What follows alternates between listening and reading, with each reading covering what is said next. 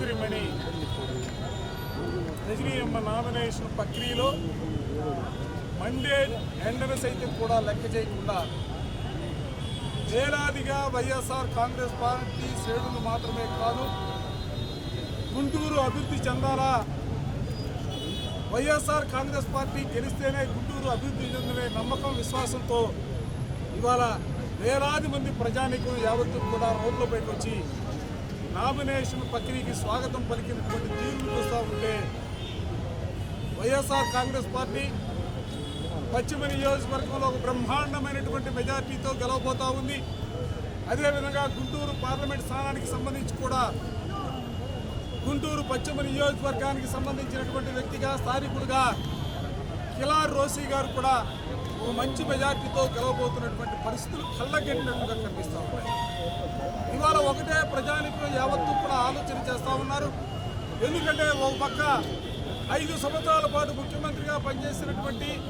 గౌరవ ముఖ్యమంత్రి మా ప్రీతమ నాయకుడు జగన్మోహన్ రెడ్డి గారు ఒకే ఒక మాట చెప్తా ఉన్నారు, నేను 5 సంవత్సరాల్లో నేను మీకు మంచి చేశానని భావిస్తేనే నా వల్ల నా ప్రభుత్వం వల్ల మీ కుటుంబానికి లబ్ధి జరిగిందని మీరు ఆలోచన చేస్తేనే వైఎస్ఆర్ కాంగ్రెస్ పార్టీకి ఓటు వేయమని అడుగుతున్నటువంటి రాజకీయ పార్టీ అడుగుతున్నటువంటి నాయకుడు జగన్మోహన్ రెడ్డి గారు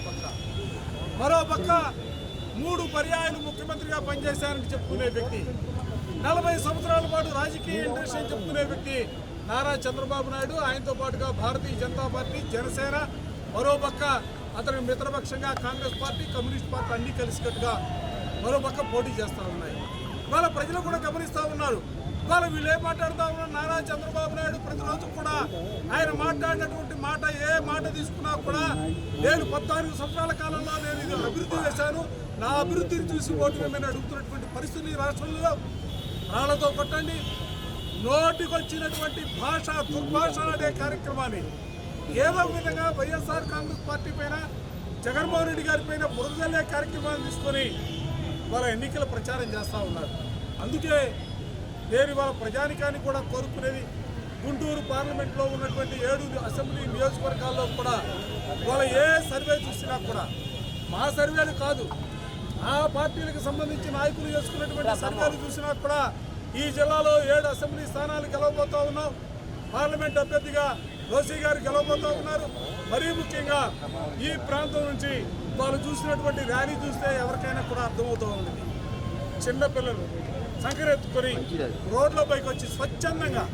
ఏదో సాయంత్రం పూట పొద్దున పూట జరిగినటువంటి నామినేషన్ కార్యక్రమం కాదు, మధ్యాహ్నం పూట 11 గంటల నుంచి 1 గంట వరకు కూడా వస్తూ ఉంటే రోడ్డుపైకి వచ్చి ప్రజలందరూ కూడా కులాలు, మతాలు, ప్రాంతాలు అన్నీ కూడా వదిలిపెట్టి ఇవాళ రజనీ గారికి స్వాగతం పలికినటువంటి తీరు, వైఎస్ఆర్ కాంగ్రెస్ పార్టీకి అండగా నిలబడుతున్నటువంటి తీరును చూస్తూ ఉంటే ఈరోజు నామినేషన్ రోజునే వైఎస్ఆర్ కాంగ్రెస్ పార్టీ ఇక్కడ గెలిచిందన్న అంశానికి కూడా గర్వంగా గట్టిగా చెప్పవచ్చు.